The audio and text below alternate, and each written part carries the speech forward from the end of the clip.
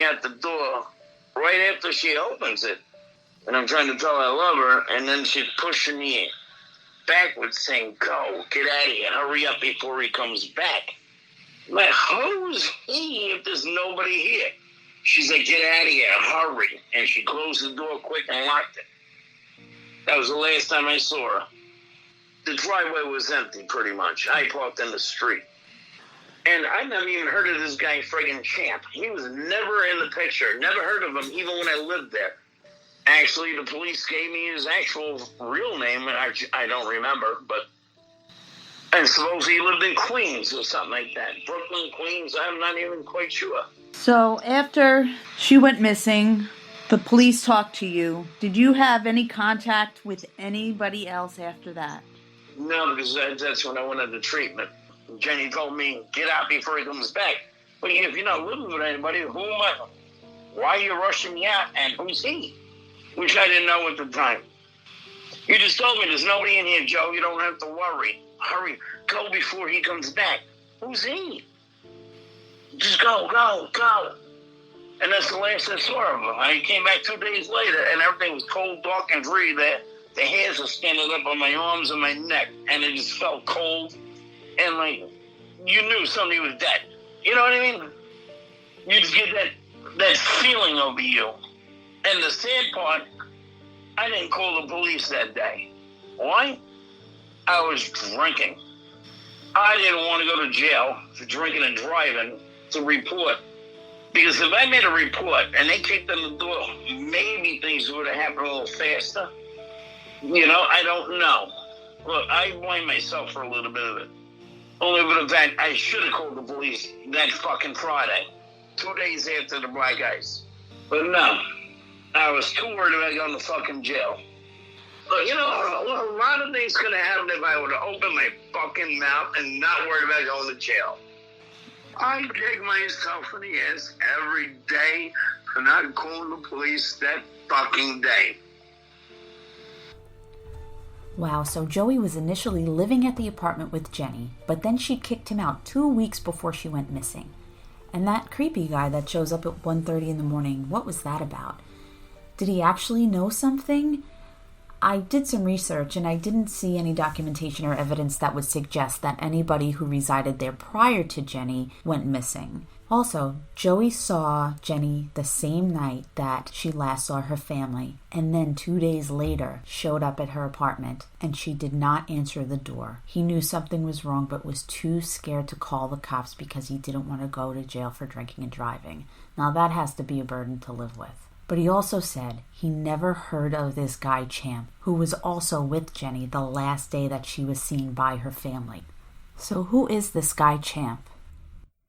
75 pounds. His professional record, 23 victories with only 4 defeats and 1 draw, 9 KOs to his credit. Ladies and gentlemen, introducing the challenger from Brooklyn, New York, Ernest M16 Mateen.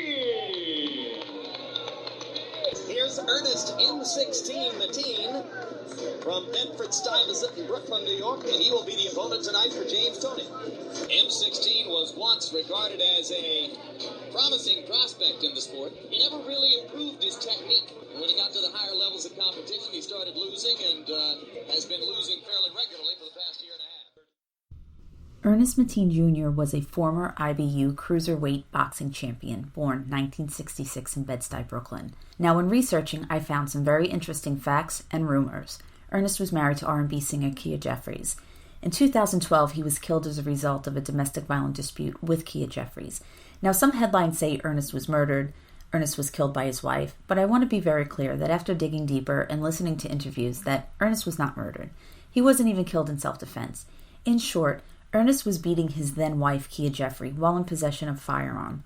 He dropped the firearm, and during the dispute, Kia grabbed the gun, fired the gun in hopes someone would hear her and come help, and Ernest was accidentally shot.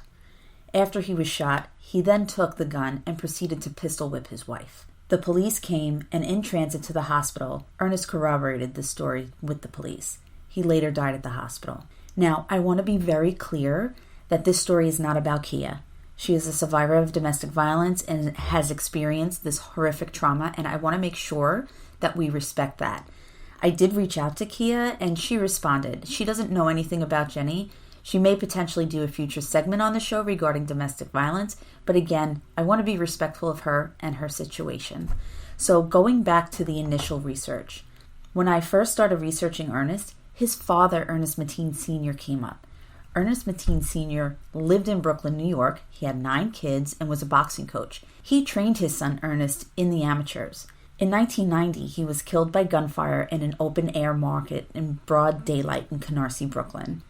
Some blogs rumored that he was accidentally killed in crossfire by the Gambino crime family. In the book Mob Boss by Jerry Capecci and Tom Robbins, it notes that Ernest Mateen Sr. was killed accidentally by the Gambino crime family in Canarsie. A year after his father's death in 1991, Ernest went pro in the light heavyweight boxing division and became the USBA champion. Now, as I mentioned that I researched some facts and some rumors, I'm going to chalk this up to a rumor because I have zero proof behind this, but it is rumored that after Mateen's father was supposedly killed by the Gambino crime family, Ernest Jr. became John Gotti's personal fighter, so they called him. According to Finegraves.com, when he turned pro in 1991, it was with the financial sponsorship from New York City Gambino Mafia godfather John Gotti himself.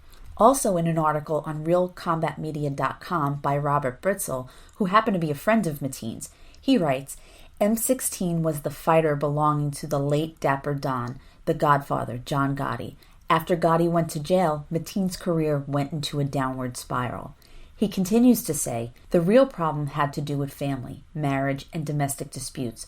While Mateen spoke proudly to me of his teenage football-playing son, beneath the surface there were problems. Past convictions involving drug-related offenses, loss of property, domestic disputes, family in jail needing money for lawyers, a bad reputation for scamming money out of friends until there weren't any but me.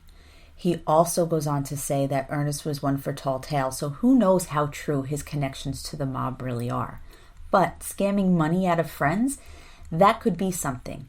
I'm currently still digging up documents on this, but supposedly, after Ernest's career started fading, allegedly he began embezzling money from potential sponsors using a phony boxing camp as a front. So he is having individuals write checks to him to sponsor this phantom boxing camp, which given his background, one would think it's legitimate, and then he's taking the money and taking off. In 2003, he was charged in Palm Beach County, Florida, for grand theft. After that, he made his way back up to New York. But the burning question is, what would an ex-pro boxer with supposed ties or former ties to the mob, who's also married to a celebrity, have anything to do with Jenny? And according to Joey, Ernest came into the picture after he moved out, which leaves only a 2-week window for Jenny's undefined relationship with Ernest. So what do we know so far? On April 28th, Jenny is seen in Christine's house with Ernest. Joey saw her the same night, and 2 days later he went to check on her, but there was no answer. He knows something's wrong, doesn't call the authorities because he doesn't want to go to jail for drinking and driving. May 3rd, the landlord goes to Christine's job to let her know that he hasn't seen Jenny. May 8th, Christine and the family go to the house. They find the mess, find the blood, file a missing persons report, and the investigation begins. The next day, they dredge the canal. May 23rd, they find out that Jenny had a storage unit. Christine and the police went to empty the storage unit, but there's no evidence of anything there. Remember, her phone is gone and her purse. The detectives try to pinpoint the phone, but it died before they were able to. And this is also 10 years ago, so they didn't have the technology like they do today where they can actually pinpoint the location. Christine called the bank, and Jenny's bank accounts were also untouched. So who are the suspects at this point? The police obviously think she's dead since they're dredging canals looking for her, but they will not say why. It is hard to tell exactly who the suspects were at the time because law enforcement will not communicate any of this information. Initially, the case was with missing persons detectives, then shortly after the case was being worked by homicide detectives, but it's never been clarified if the case is technically a missing persons case or if it's a homicide case. In an email from Detective Pitts to Christine, he says that the case is still considered a missing persons case, but it was being worked by homicide detectives. We have yet to clear up the technicalities there because law enforcement is not returning any calls to the family. According to verbal communication from the police to Christine, before the case went to homicide, Ernest Mateen was taken in for questioning. The landlord was taken in for questioning as the apartment was on his property.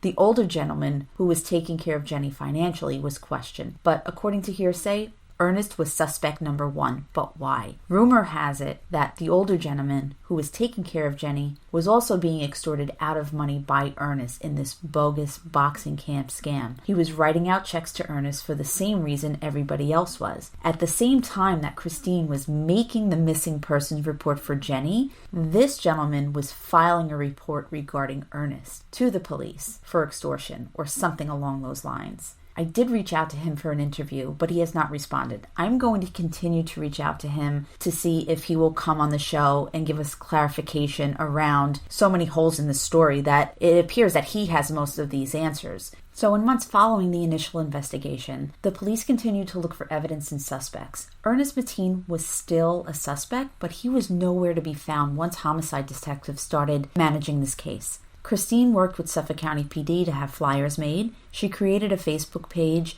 Help Find My Sister Jenny. She posted a short article on CNN. And in November, Jenny's file was finally added to the NamUs database. But in terms of gaining any traction with getting any media coverage for help, she had a hard time getting anybody to listen. The communication with the police slowed down as they had no more leads. Christine and her friends and family continue to search. It's now December 2010. And then this happens. The FBI is offering to help New York homicide investigators as they chase a possible serial killer after 4 women's bodies were found dumped alongside this remote beach highway. Suffolk County Police discovered the first body on Saturday, the other 3 on Monday, while following up on reports of 2 missing prostitutes. Yes, and those would be the Gilgo Beach murders. I'm not going to go too deep into the Gilgo Beach murders, Long Island serial killer in this episode, but what I will say is that to date there are 10 to 16 murders possibly linked to the Long Island serial killer. Gilgo Beach is only about 8 miles from where Jenny resided, and she clearly fit the profile of most of the girls that were recovered. So questions still remain. What did Ernest Mateen have to do with Jenny, and why was he suspect number 1? Who else close to home could have been considered a suspect?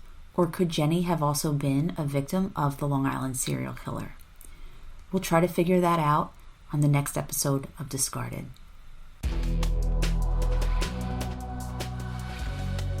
If you have any information regarding the disappearance of Jennifer Poole or have a loved one who is missing and would like to contact us, please do so at 347-603-8676 or direct message us through our social media pages, Facebook and Instagram, Discarded Podcast. Also, a special thank you to YouTube show Missing on Long Island, who is partnering with the Discarded Podcast, who also covered the disappearance of Jennifer Poole. Please subscribe and follow Missing on Long Island on YouTube and check out their first episode, The Sophia McKenna Story. I'd like to credit music by Randy Negron, SOLOSTAR, music available on Reverb Nation, and please subscribe to SOLOSTAR on YouTube. Thank you again for joining me for this episode of Discarded with your host, Lynn Marie, and stay tuned for the upcoming release of our next episode. See you then.